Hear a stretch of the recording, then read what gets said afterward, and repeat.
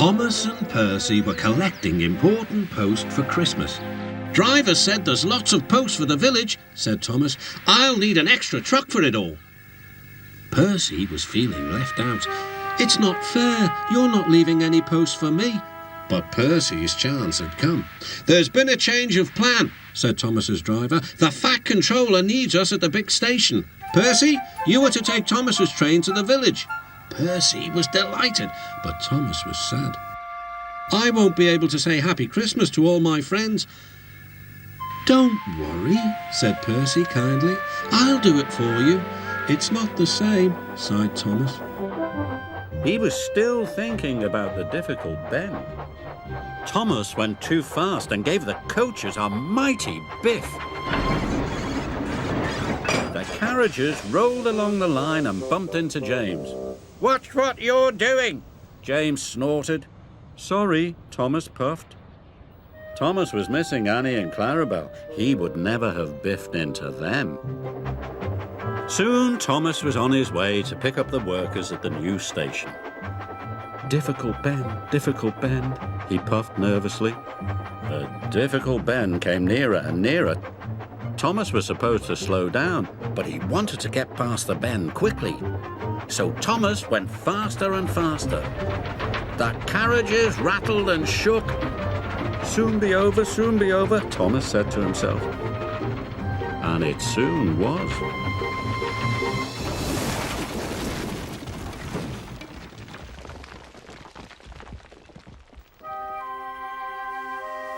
Luckily, no one was hurt. Clouds of steam filled the air as Sir Handel huffed and puffed along the line.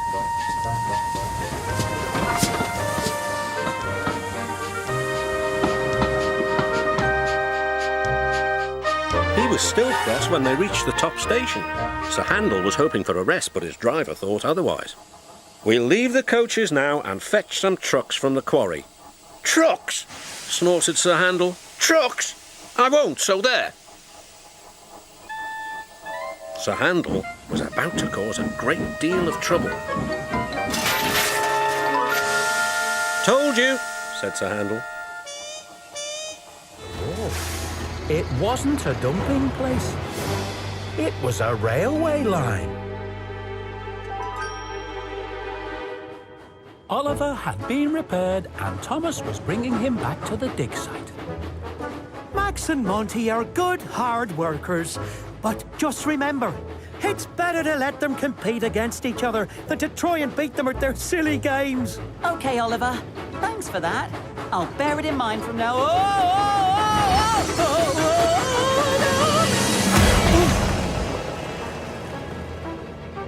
Max and Monty had caused an accident. Out on the branch line, Percy was having trouble with trucks. Faster we go, pull him along, don't let him slow. Help! Cried Percy. His driver applied the brakes, but it was too late. He went off the rails at Bulgy's Bridge.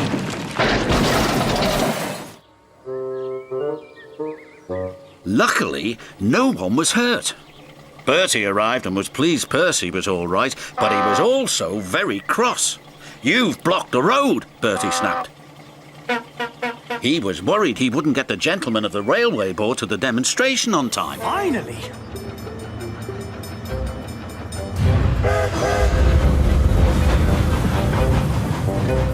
And then there was trouble. I'm running late! I'm running late! I'm running...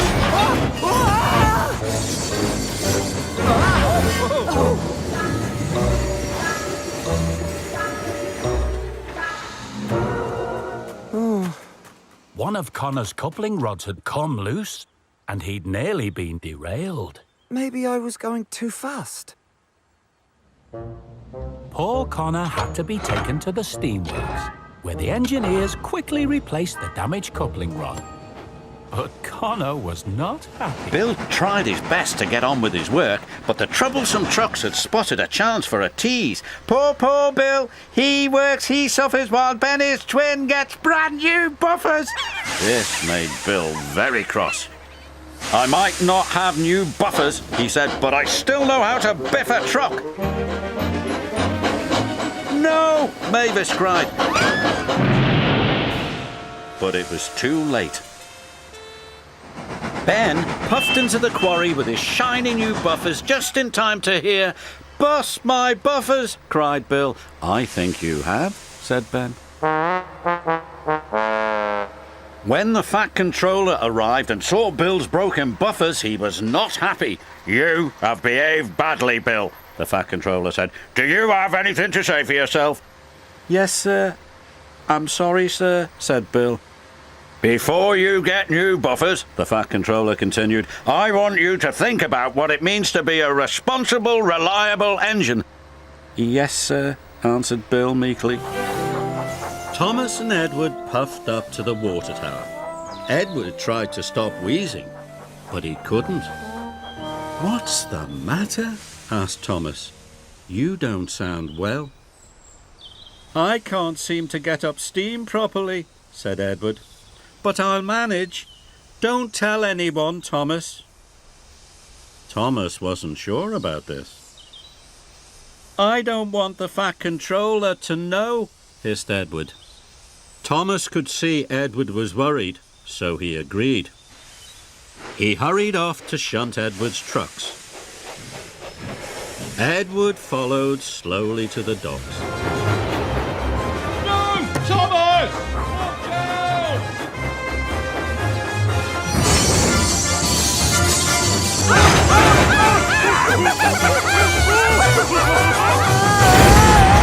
I can't stop!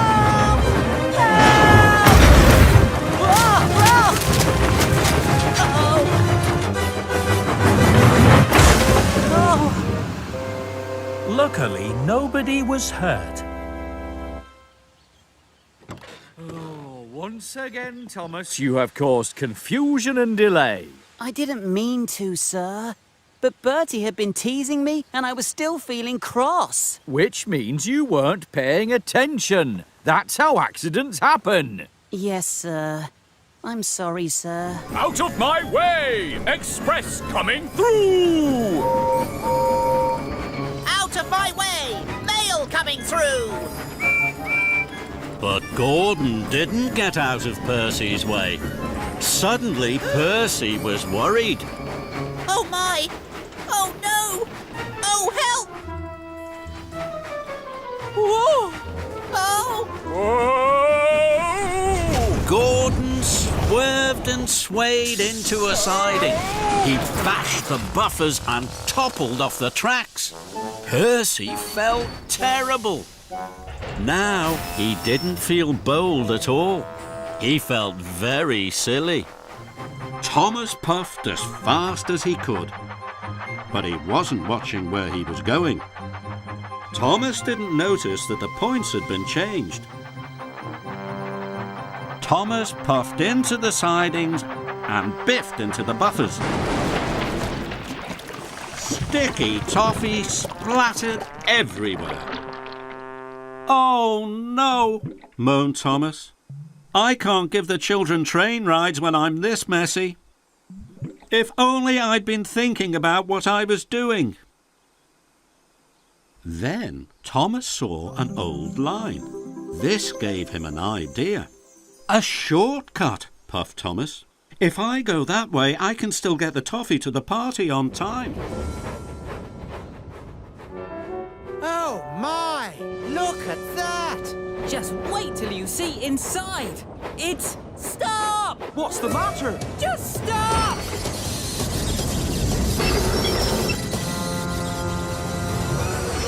Sorry, but Harold's too tall to go into the station. But Express coming through! Helicopter on the line? Harold's too wide to let me come out. Now I'll never be on time. The Fat Controller couldn't believe his eyes. Duck? Thomas? What are you doing here?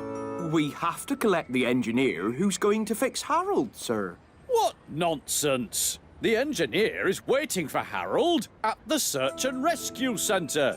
Thomas? Oh. Thomas had to collect a very important visitor, the Admiral. Thomas was to take the Admiral to open the new Maritime Museum. It was a museum all about the sea.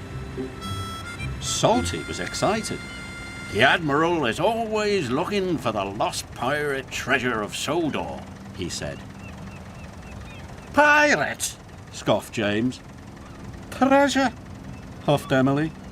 Yes, said Salty, but no one has ever found it.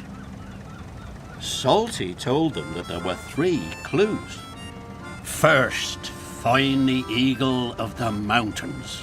Its beak will point to the clouds, not in the sky. Then, those clouds will lead to the skull and crossbones. And there, you'll find the treasure, me hearties. Eagle? Clouds? Skull and crossbones? Tooted Thomas excitedly. I'm sure I could solve those clues.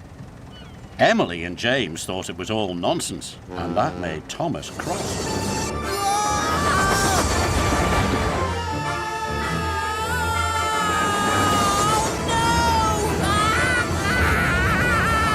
And then there was trouble.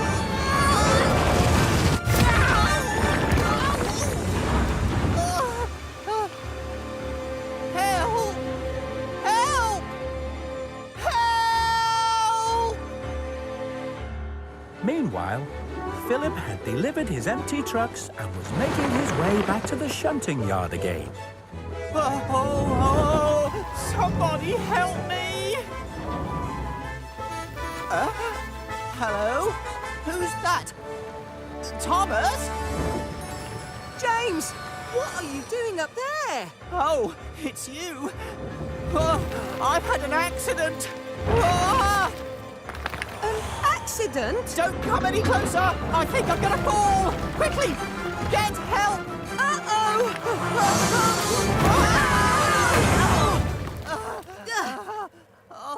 See, James? I told you I was very strong. Yes, thank you. But I still can't get up on the tracks again. Don't worry. I'll go and get help. The next day, Donald was in a bad mood. Duck could see he was getting too close to the buffers. Look out, he shouted, but it was too late.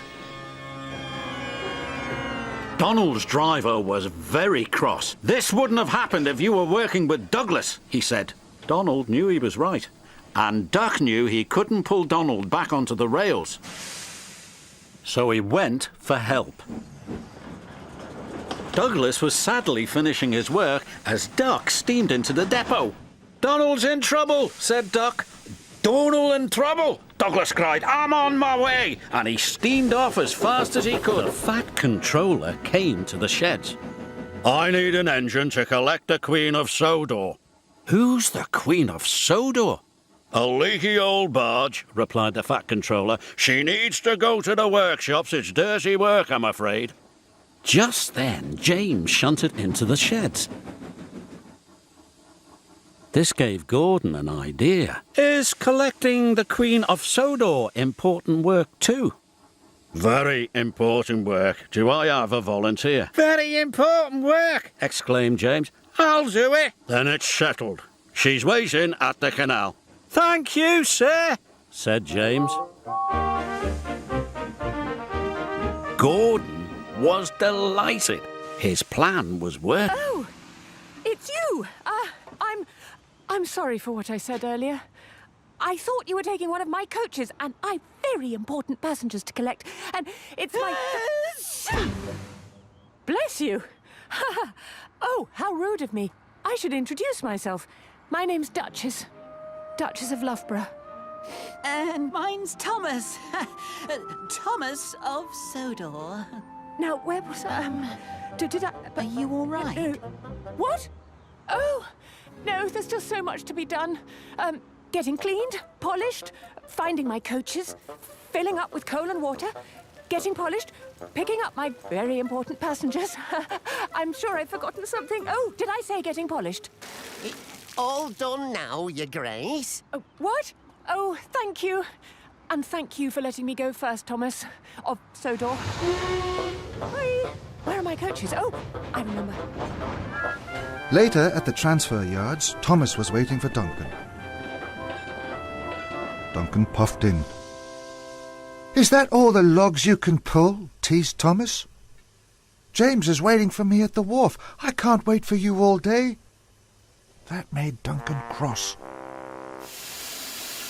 Thomas pumped his pistons.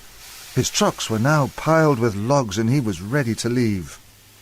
Then Duncan had a cheeky idea. "I can show you a quick way back to the wharf, but you have to go over Rolling River Bridge. It's very high." Thomas wasn't sure. "You big engines aren't scared of high bridges, are you?" puffed Duncan. "No, we're not," huffed Thomas crossly. "I like high bridges. Please, show me the way to Rolling River Bridge." So, the two engines steamed off. Percy out of sight.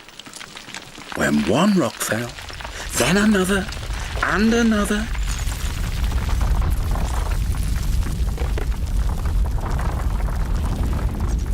Before long, the track was blocked, and the foghorn was crushed. And not far away, Thomas was happily puffing right on time.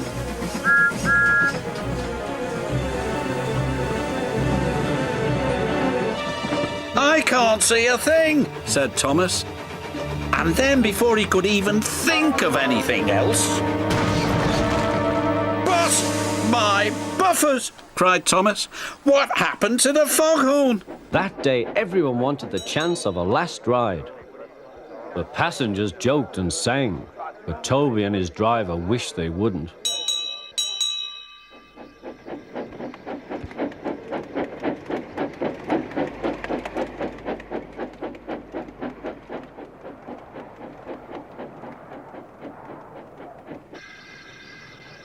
"Goodbye, Toby," said the passengers afterwards. "We are sorry your line is closing down." "So am I," said Toby. Nobody wants me, Toby thought, and went on happily to sleep. Next morning, the shed was flung open, and he woke with a start to see his driver waving a piece of paper. "Wake up, Toby," they shouted, "and listen to this. It's a letter from the stout gentleman." Toby listened but I mustn't tell you any more, or I shall spoil the next story. "Off we go," said Percy. "I'll have to go fast to get there in time. These big engines are so unreliable." "Be careful, Percy," called his driver, but Percy was in a hurry.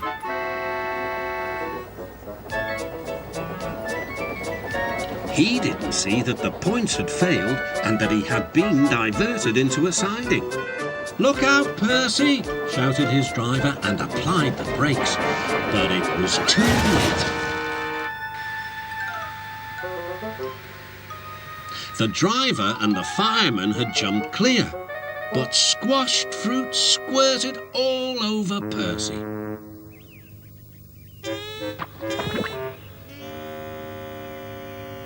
The fat controller arrived. "Percy, you are not to blame for the points failure, but I do not run a jam factory." "Yes, sir. No, sir." And Percy squelched sadly away. Salty, is he missing too? Something is making all the diesels disappear. Don't talk nonsense, Paxton. Salty went by 5 minutes ago. Ha! Somebody mentioned my name. Oh, Salty! Thank goodness you're still here. Ah, you're burning fuel over nothing. The other diesels will turn up soon enough. Oh, do you really think so, Salty? Oh, no doubt about it, matey. Ha! Cool your pistons and fill your tank again. After all the rushing around, Paxton's fuel was getting low. I bet my buffers, at the end of the day, the diesels will be back at the diesel works where they belong. And here's Diesel himself. Diesel? Where? Shush, Cranky. Who asked you to put your hook in? Diesel, wait! Come back!